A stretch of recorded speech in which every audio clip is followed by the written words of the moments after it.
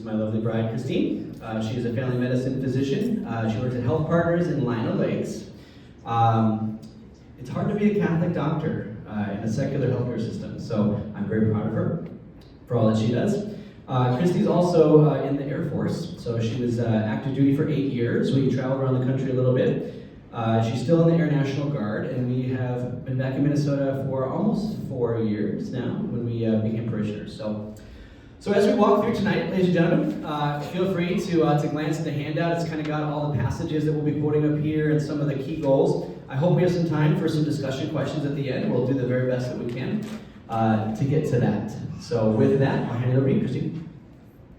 All right, so I also want to thank Jill because she always invites us to talk about very non-controversial topics, not triggering, not difficult.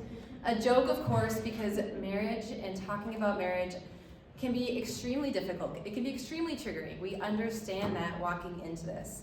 And many people, including us, have either personally experienced or known others that have gone through the hard things. Divorce, separation, remarriage, infidelity, infertility, financial issues, addiction, loss, and so on. We can't, unfortunately, cover all of the intricacies. So today what we're going to do is focus on what the church teaches, and then we're going to share our experience, the things that have worked for us in our time together. But we do also want to honor the fact that others have their own story. So for a lot of us, it's actually, I think, important and helpful to hash out some times of hurt and times of struggles in the past. And so if you ever need any help, I would really invite people to reach out to Jill, to reach out to Father Paul, to reach out to Father Derek. Father Derek formerly was a social worker who did counseling with families all the time.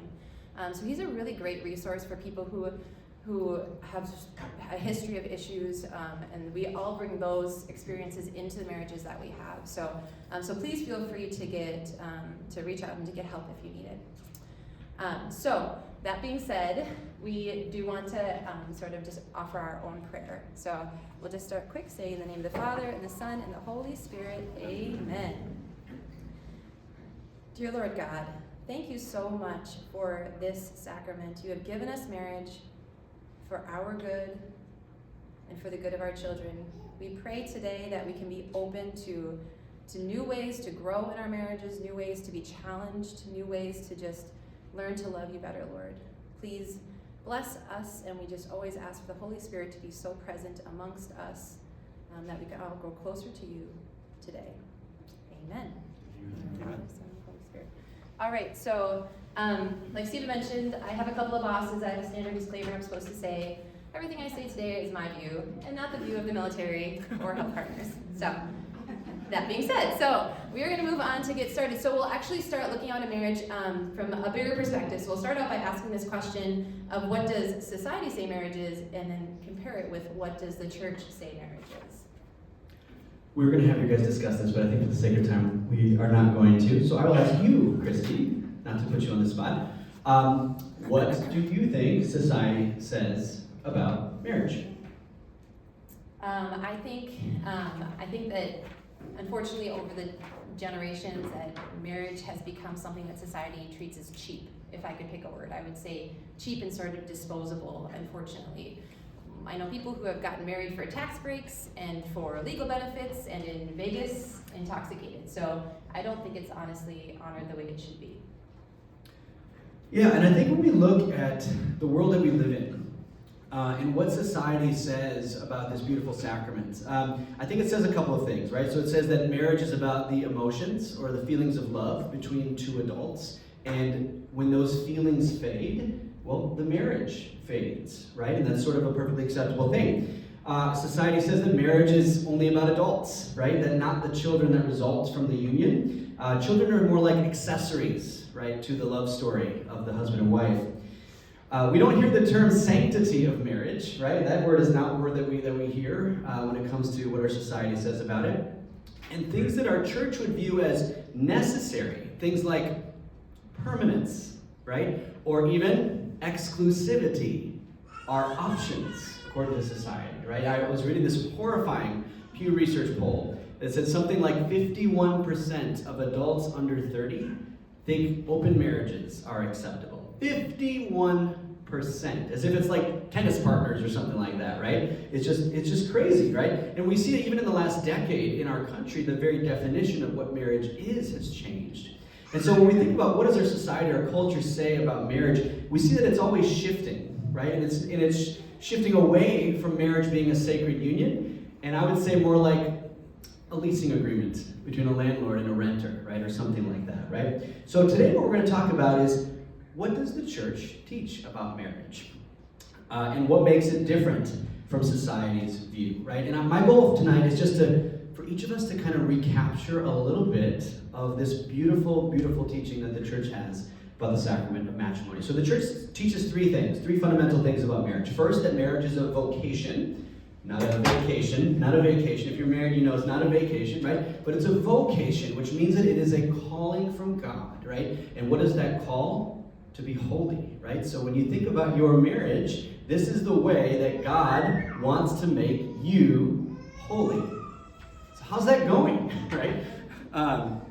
So marriage is a vocation. Marriage, of course, is one of the 7 sacraments, right? Which means if you look on your handout, it's a visible sign of God's invisible grace, right? And like all the other sacraments, it's not a symbol. It really does something to us, right? Baptism doesn't symbolically wash us from sin. It really does wash us from sin, right? And lastly, and the one we're going to spend the most time on tonight, is that marriage is a covenant relationship. So, Christy, could you read what the Catechism of the Catholic Church says about covenant? All right.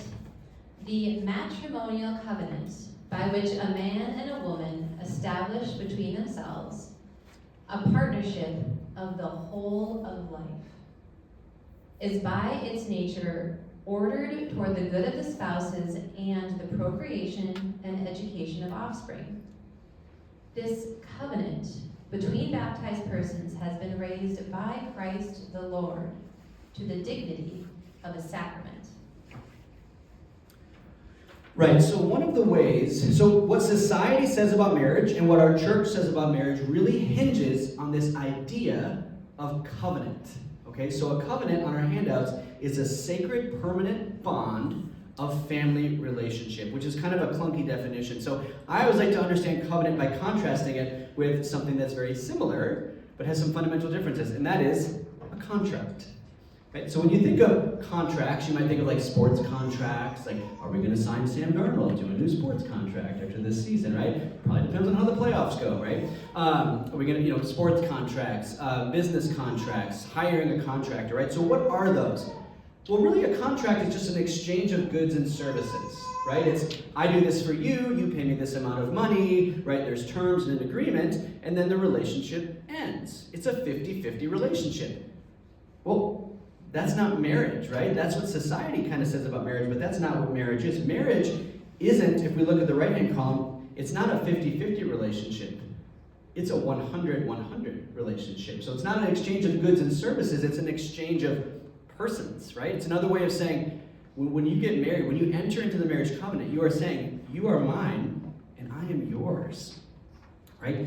And sometimes I think it's just funny to think about, like, imagine, Christy, if our marriage were merely a contract, right? So here's my terms, right? So I'll do the dishes on Monday, Wednesday, Friday. You do the laundry, I'll cook on these days. You cook on these days. We'll go out to eat Saturdays, just sign on the dotted line and we'll call it good. And if we fail to live up to it, well, it was nice knowing you, right? Well, that's silly. That's silly to think about, right?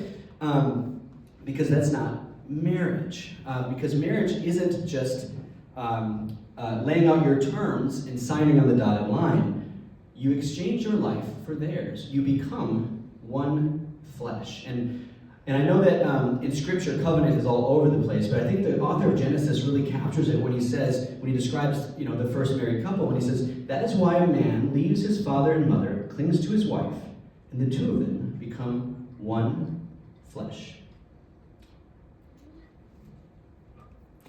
All right, so now that we've ironed out that marriage isn't just a contract, it's a covenant, then when and how do we actually enter into this covenant? So I want everyone to think back to their wedding day, right? You're all dressed up, you're really nervous, you're surrounded by all of your best friends, you're feeling a little maybe anxious, a little sweaty, right? You're up there, you're on the, you're looking into your loved one's eyes, and you're about to say, I do. So right before you say, I do, the priest is going to ask you 3 questions. And these 3 questions are what you have to agree to before you can say, I do. So they will ask you, have you come here freely and without reservation to give yourself to each other in marriage? Will you love and honor each other as man and wife for the rest of your lives? And will you accept children lovingly from God and bring them up according to the law of Christ and his church? So when we enter into this covenant relationship with our spouse, the church asks us to agree to these very specific requirements on wedding day, and this is called the rite of marriage. And once you agree to these questions, and only then are you really ready to enter into the covenant. These 3 questions in the marital rite identify what are called the 4 marks of marriage, and this is what we're going to really dig into for the rest of the talk.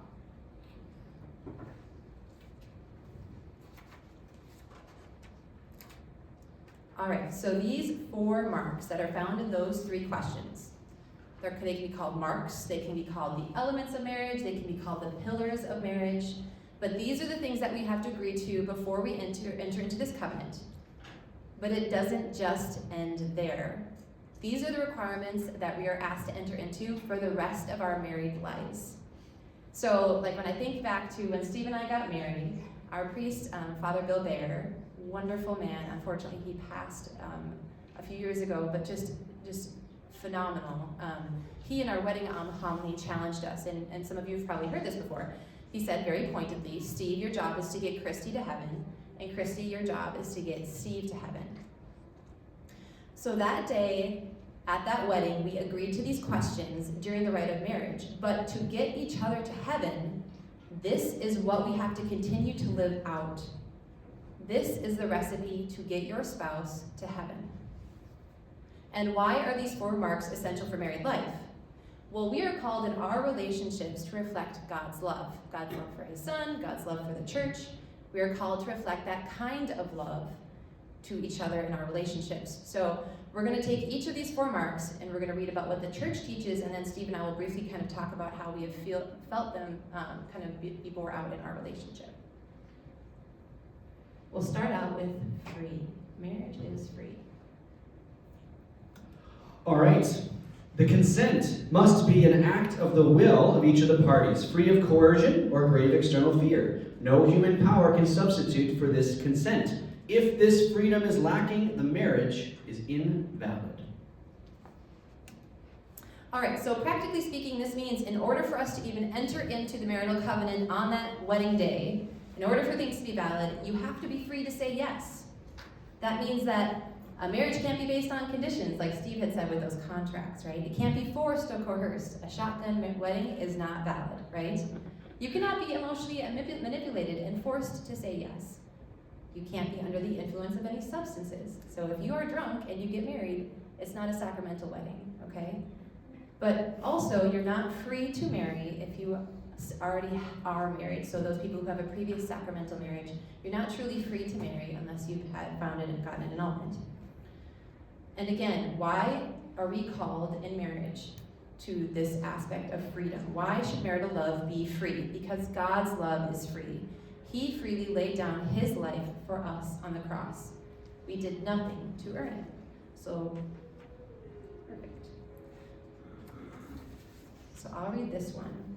Indeed, out of love for his Father and for men, whom the Father wants to save, Jesus freely accepted his passion and death.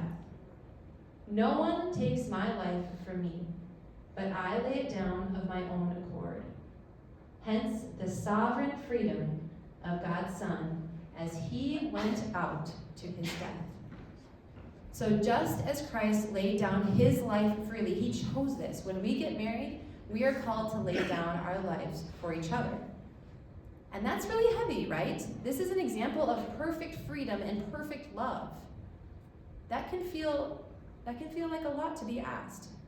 But God doesn't ask us to be perfect. He gives us the example of his Son, and then he gives us the grace to keep trying and to continue to be perfected in our marriages.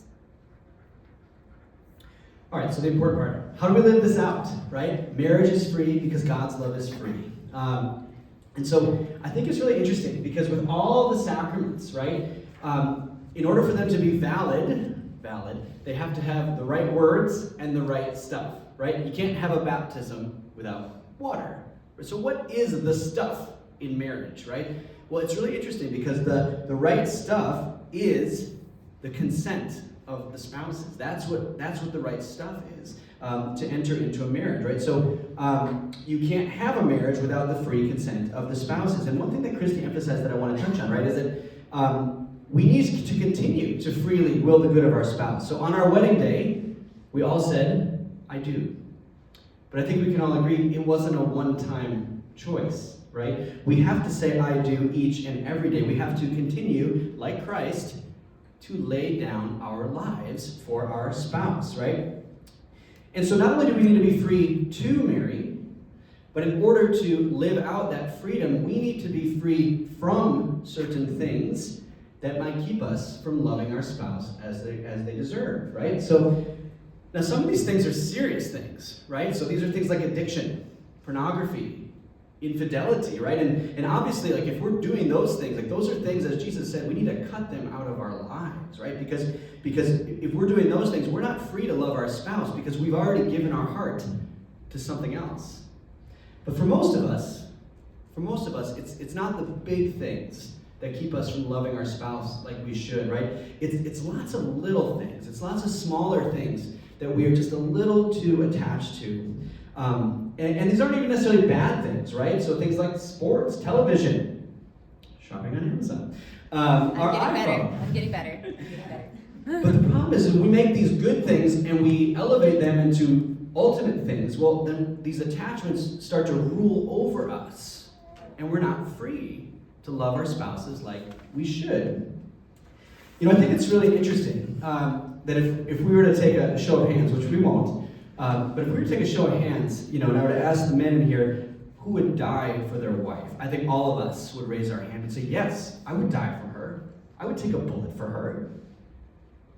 But I think if we were to ask ourselves, are we willing to change our habits? Are we willing to give up that game, that TV show, that podcast, your drinking, our iPhone for our spouse? Well, some of us who are willing to say, yes, I would die for her, all of a sudden we're like, well, hold on a second. Right? We're much more hesitant to let our bad habits die than we are to take a bullet. Right? If you're like me, at least, right? And so, how do we do this, right? How do we change those bad habits, those desires, right? Or put them in the right order so they don't rule over us? Well, I want to just tell you a brief story about something that happened to me. So a number of years ago, I kind of found myself in this stage where I had I found that my habits were just sort of ruling over me. And again, these weren't bad things per se, but I guess I'd say I became accustomed to things like a glass of wine or two at the end of the night, or binge watching TV shows, or listening to sports podcasts, reading politics, right? Rewarding myself with desserts and ice cream. And after a while, I kind of realized that these attachments, which might be good in moderation, really hindered my relationship, not only with my wife, but my relationship with God. I was having trouble saying no to these things. And I needed something to kind of transform me, to help me kind of cut those things out of my life and reorder things. And so enter the spiritual program. It's called Exodus 90. Anyone heard of it? A couple of you? Okay. So Exodus 90, for those that don't know, is an intense 90-day, and Exodus 90, spiritual exercise for men, which focuses on prayer, asceticism, or disciplines, and fraternity. So you do it with brothers. And although I can't get into all the specifics here for the sake of time, suffice it to say that its goal is to train men to be holy husbands and fathers by intentionally denying ourselves things like alcohol, TV, snacking, video games, unnecessary technology use, and taking cold showers for 90 days. And so I did this. I'd been thinking about this for a while. I really felt called to do it, and I know that it was transformative for me. And this is probably 4 years ago that I did it, and I feel like I am still experiencing the fruits of those 90 days. And one of the reasons why I want to bring this up is that St. John's, for the first time, is going to have an Exodus 90 group this year. And it starts in 12 days. So one of our parishioners, Mike Sharp, is leading the group. So if you are like me, gentlemen, and you find yourself in this situation where you can't say no to these things, you know you got these bad habits, and you want to go, you know what, I need something to shake me up, I could not recommend this enough. So his contact info is there. I'd be happy to stick around and give that to you afterward. I'm sure Father Paul has it as well. Okay, so the first one, marriage is free. The next two we're going to cover together. Marriage is total and faithful. And to just give a plug for Exodus 90, I think it not only transforms Steve spiritually, but I think that it was probably the best thing that ever happened for our marriage. So one more quick plug for Exodus 90 for those who are interested. All right, so next we're going to talk about the next two marks of marriage together, total and faithful. All right, so by its very nature, conjugal love requires the inviolable fidelity of the spouses. Love seeks to be definitive. It cannot be an arrangement until further notice. The intimate union of marriage as a mutual giving of the two persons and the good of the children demand fidelity from the spouses and require an unbreakable union between them. Again, this is strong language, but it's what's asked of us for the good of ourselves, for the good of our marriage, and for the good of our children. All right, well, marriage is total and faithful because God's love is total and faithful. And I really like this paragraph in the Catechism. It says, it can seem difficult, even impossible, to bind oneself to life to another human being. This makes it all the more important to proclaim the good news that God loves us with a definitive and irrevocable love, that married couples share in this love, that it supports and sustains them, and by their own faithfulness, they can be witnesses to God's faithful love. And then I just included this one because it kind of made me chuckle. Spouses who, with God's grace, give this witness, often in very difficult conditions, deserve the gratitude and support of the ecclesial community. I agree. I think we do. I agree. Okay. So how do we live the total and faithfulness of marriage? All right, so again, talking to the total and faithful part of this. So Steve and I both come from divorced families, so we unfortunately experienced within our families a lot of issues with abuse and addiction and a lot of challenges. We've seen firsthand the difficulties that divorce can bring. So independent of each other, we both decided that if we were going to get married, it was going to be permanent, and divorce was never going to be an option. Now, unfortunately, I think in some houses, people talk about divorce fairly freely. Like, they just discuss it or make jokes about it or threaten it when things are hard. But we just literally never say the word divorce in our home because it's not like divorce has any power over us or we're afraid of it.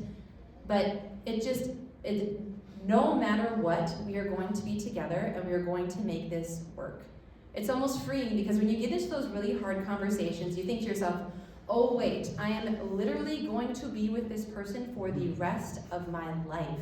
So I better find a way to honor them and respect their dignity and work through this.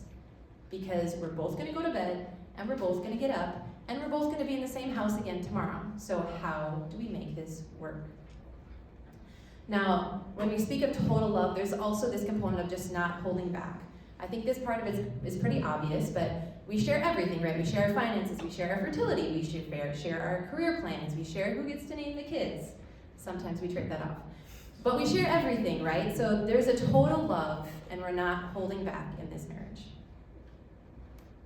The last point I kind of wanted to touch on is that I don't think marriage is just what we do. I would say it's who you are.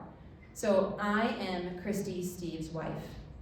And that's who I am in everything I do. So that's what I am in every environment, and it influences the decisions that I make. So if I'm out with friends and everybody's making jokes, well, I'm Christy, Steve's wife, and that kind of informs how I participate in the conversation, right? So the jokes that I laugh at and the jokes that just aren't funny, because some things just are not okay in marriage. Now, I think that this definition, right, Christy, Steve's wife, I think that really got put to the test when I was deployed.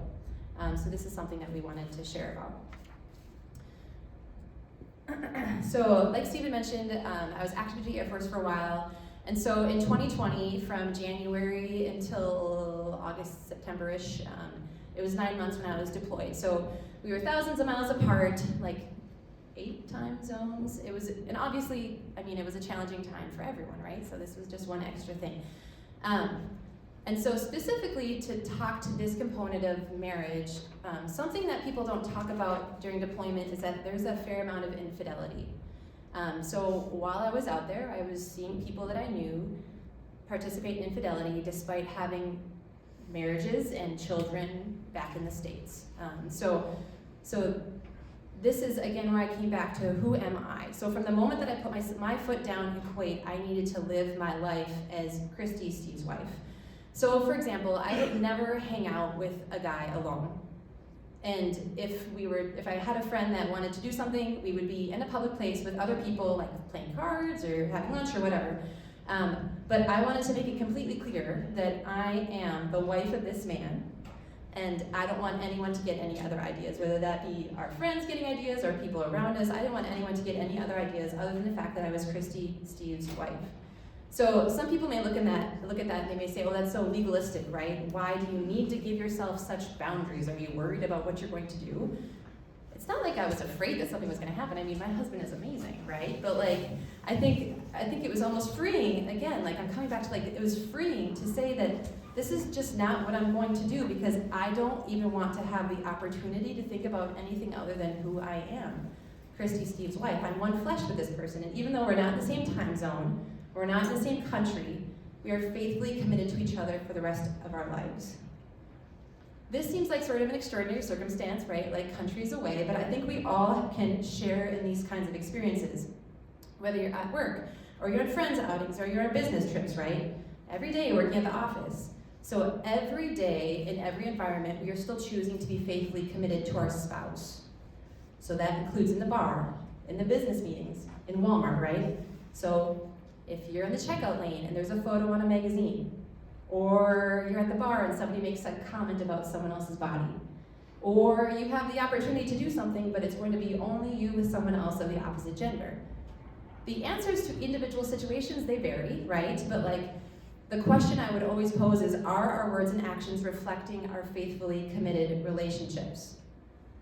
That just needs to inform what we do and what we choose, what kind of is right and wrong in those circumstances. So that was a little glimpse of my perspective on deployment, but Steve had a different one. Only slightly. So we all remember 2020. We were still living in Florida at the time. So Christy was deployed starting in January, and I was pretty gung-ho. I was like, I can do this for 6 months, me and 2 kids, I can handle it. And then of course we know what happened, March happened, and the world shut down, and all of a sudden I was single, stay-at-home dad for 6 months, 7 months, 9 months, right? And I can say for sure that it was the hardest thing I've ever done. We didn't have any family around. And I think for me, how this experience affected me in our marriage was it was just hard to even feel like we were married, right? Being so far apart. Now we talked regularly, if not every day. And I think for me, it was really hard to not fall into these feelings of bitterness and resentment, because here I was, stuck alone with 2 kids, just me, 24 hours a day, right?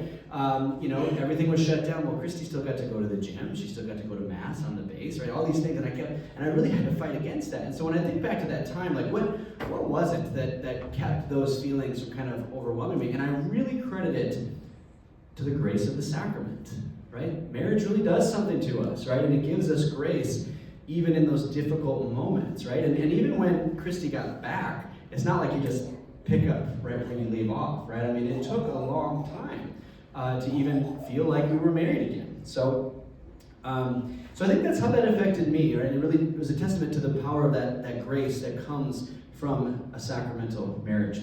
And now, for the last mark of marriage. Marriage is fruitful. Christy? I just love this picture. It just makes me laugh, and it's perfect. So marriage is fruitful. By its very nature, the institution of marriage and married love is ordered to the procreation and education of the offspring, and it is in them that it finds its crowning glory. Children are the supreme gift of marriage and contribute greatly to the good of the parents themselves. So marriage is fruitful. So not only is this an openness to growing a family, be that through pregnancy, adoption, fostering, godchildren, all kinds of things, but also once you have those children, how do you help them grow and be fruitful? And marriage should be fruitful. Why? Because God's love is fruitful. He is the creator of all things. I don't know if you caught that, but it said, children are the supreme gift of marriage, the crowning glory. I'll have to remember that the next time my 3-year-old has a temper tantrum. Thank you, Catechism. As anyone who has kids knows, right? When we all do, right? When we have children, it changes everything about your marriage, right? And so when we think about living out the fruitfulness of our marriage vows, it takes many forms, right? But I think it starts with this idea that children are a blessing, not a burden. I know that we know that, but we need to remind ourselves of that. Children are a blessing, not a burden. And we need to consider, right, that marriage has two purposes, right? It's the good of the spouses and the procreation and education of children. So how do we live this out? Well, it needs to be mentioned. It's a difficult topic to bring this up, but one way, obviously, that we need to live out the fruitfulness of marriage is that we can't do anything to actively thwart one of those ends of marriage, right? So when a married couple uses contraceptives, for example, we are essentially saying to God, I know that I promised to be open to life, but I am taking active steps to make sure that that doesn't happen. Now, just to be clear, right, the church doesn't say that you have to have as many kids as is biologically possible, right, during your fertile years. That's not what the church teaches, right, despite the stereotype of Catholics and big families. All that it says is that anytime a married couple is together in the marital embrace, that we are open to life, right? So using God's design of the human body, a married couple can use our intellects to discern when we are called to have children and how to space them out, right? It just says that we can't actively take steps to infringe on that, right? So, which is why you might have heard things like natural family planning or fertility-based awareness methods, right? And those are not the same thing as contraception. And I just want to make a quick distinction for those of you who may have not heard this before, right? So, unlike contraception, NFP, as it's called, doesn't sterilize the marital act. It doesn't do anything, right? All NFP really is, ladies and gentlemen, is information, right? It's information about how our bodies work, right? How information we can use to decide, along with our spouse, whether we should invite the possibility of a new life or whether we should avoid that possibility, right?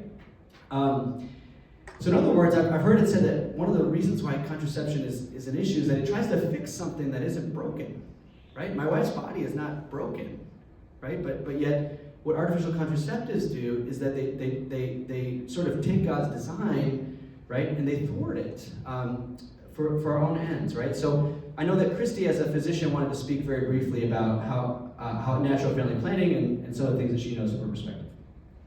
All right, so from a medical perspective, I love to call this fertility awareness. Fertility awareness. So like Steve said, it's rooted in learning about the normal and natural cycles of our bodies. And once a woman understands her body, right, we are only able to actually get pregnant during certain times in our cycle, you can then talk with your spouse and discern and pray, depending if you're fertile or not, should you be together or not, right? Now, the thing that I want to dispel is that fertility awareness methods are equally effective or more effective than many of the conventional contraceptives. The ring, the patch, the pill. The efficacy numbers are better or are the same or better using fertility awareness methods. But there's no side effects, and it's rooted in the natural hormonal changes of a woman's body. Now that being said, there's some nuances, right? Not everything is straightforward. Some women have irregular cycles. Some people are breastfeeding. Some people are perimenopausal, right?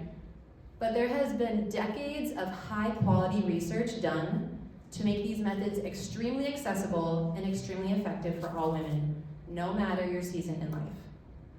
So I just want to offer a few options and ideas. So I am a huge fan of the Natural Womanhood website. If people are interested in learning more, the Natural Womanhood website is very helpful, has a lot of really high quality information, and can connect you with people to learn about these methods. Here at St. John's, we have certified people to teach you about your body. I can't say enough how freeing it is to take hormones and things that stop your natural hormonal cycle out. People feel so good, so different, and so much better and just different when they don't have to stop their normal natural cycles anymore.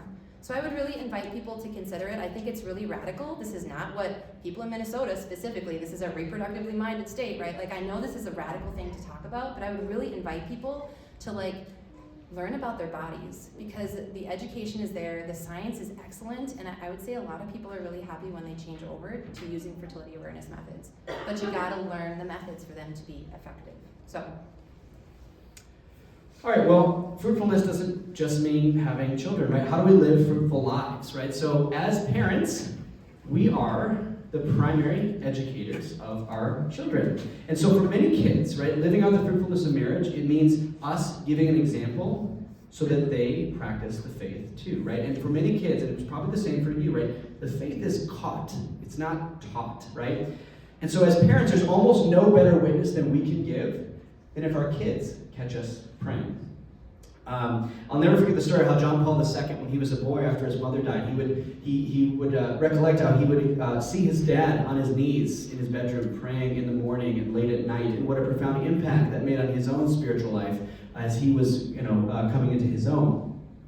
And so we think of this idea that the faith is caught, not taught. So how do we do that? Well, we live it out, right? That's how we get our kids to catch the faith. If our faith is important to us, it'll be important to our kids. If it's not important to us, why would it be important to our kids, right? I want to speak to the men for a second as well, right? So we play a special role in allowing our sons and daughters to catch the faith. Why? Because you are the image of God the Father to your children, right? We are the visible image of God the Father's love to our children. So it's a huge responsibility, right? Now, I don't want to put the pressure on, because if you just live it out, right, the kids will catch the faith. I always like to use the analogy of sports, right? So my son Joseph is 9, he's in 3rd grade, and he is in that prime, little boy, loves football, all that lives and dies, every Vikings game kind of mode, right? Maybe you have some kids in that mode.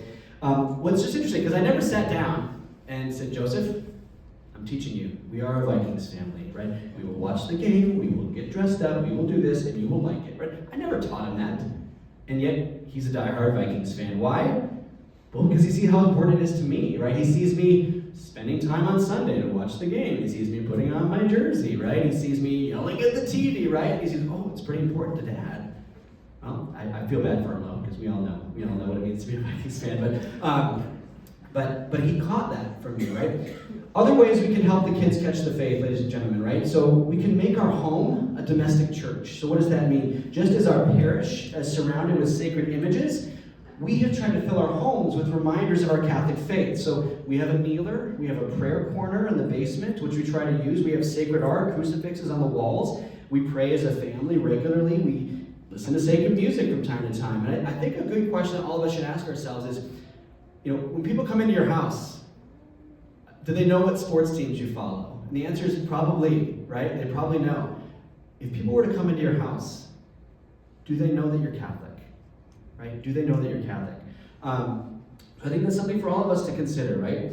All right, and we're going to conclude here at the end with Christy wants to explain a little bit about how to help us live fruitful lives in this challenging technology age.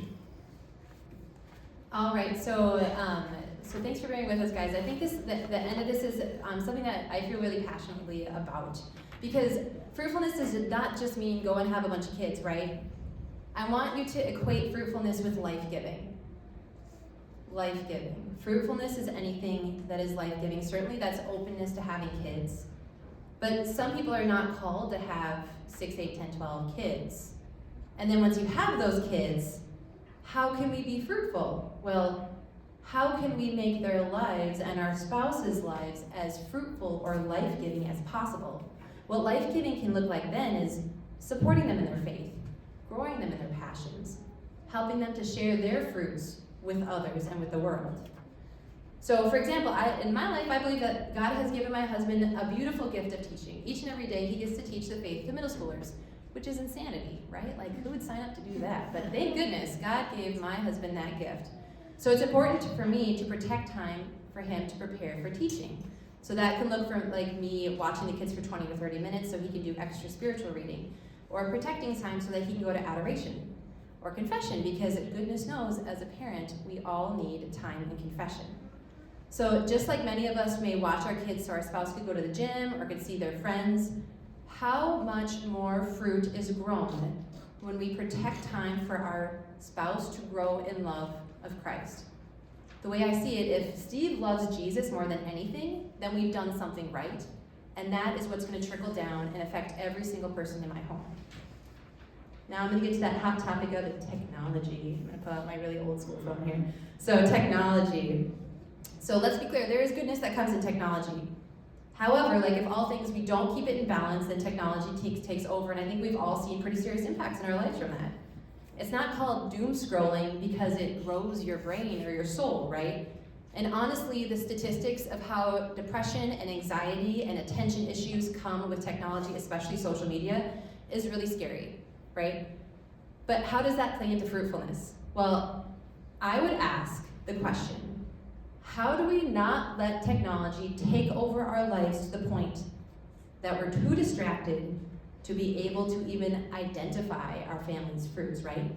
What is your spouse good at? What are your kids good at? Sometimes we are too distracted to see those things. And then further, how do we grow those things as we are called to? So I would challenge all of us to continue to talk and figure out, what does balance look like in our families? Just the same, I mean, Steve and I have been struggling with this over the years too, as things evolve and change. I would say I really like what we're doing right now, so I'm just gonna share it. What we've been doing now is what we call landline time. So what we decided a few months ago is that when we get home before dinner, we plant our phones in a certain area of the kitchen, and then it becomes a landline. If the phone rings, we pick it up, and if it doesn't, we are not connected to it in any way. And we leave it there until our kids are asleep, and then we pick it up. So this allows a daily protected time of several hours where we are able to be present with each other and with our family. I think the right answer is different for every family. I just want to share what's been really helpful, I think, for Steve and I in the last few months. And I'm going to take the next step. So many of us have heard this adage of, it's important to date our spouse. Yeah, there's a lot of truth and beauty to that, but let's be honest. In the season of family life, it's really hard to go out and have fancy dates. So what does dating your spouse even mean in this parenting age that we're in? Well, think about the things that you did when you were first building your relationship, right? Okay, yeah, you had some nice nights out, but sometimes it was just the time when you were in the same place at the same time. Maybe doing something together, or maybe just reading the paper together, right? So I'm gonna go out on a limb and I'm gonna say, I don't think that the point of dating our spouse should be fancy dates to fancy shows. I would say that we will find times to date our spouse in the small times of our day. So if we have 10 minutes, and getting back to technology, we're not doom scrolling, right? Then we pick up a deck of cards and we play that one card game that we used to play all the time when we were dating, right? Or if we have 20 minutes and the kids are distracted, then we go play ping pong, right?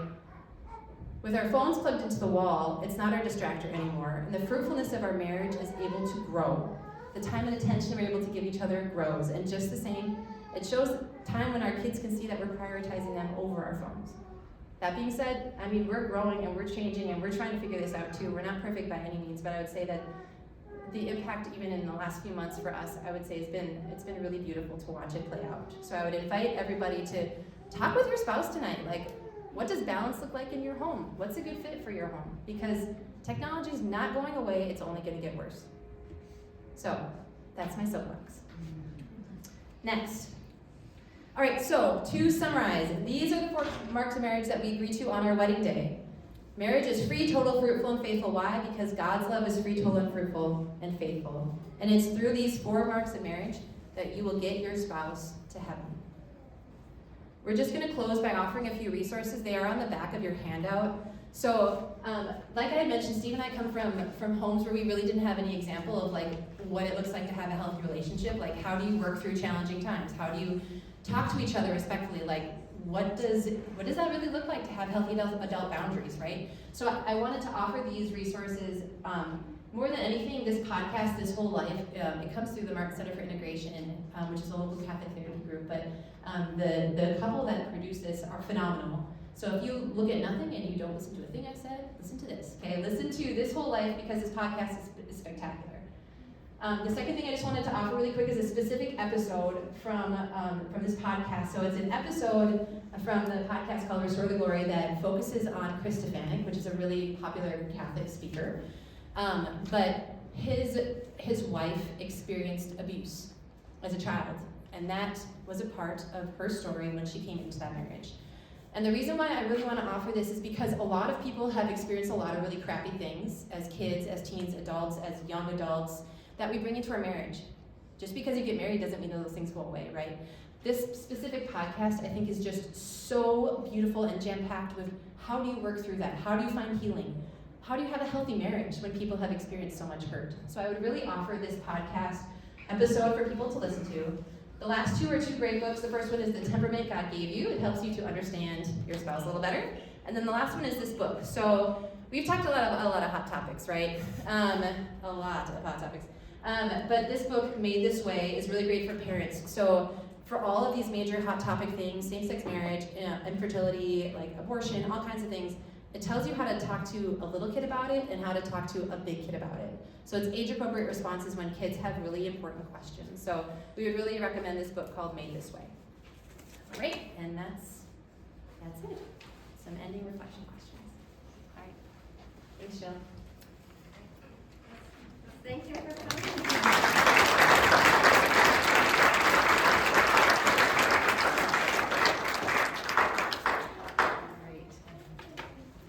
Yes, hot topics tonight. Lots of things going on here this evening. The next thing I want to do is I want to do the home lessons quickly, but I also want to have some resources available as well. Back up. Oh, good. Technology is working for me. That's great. So a couple of, let's see, Claire.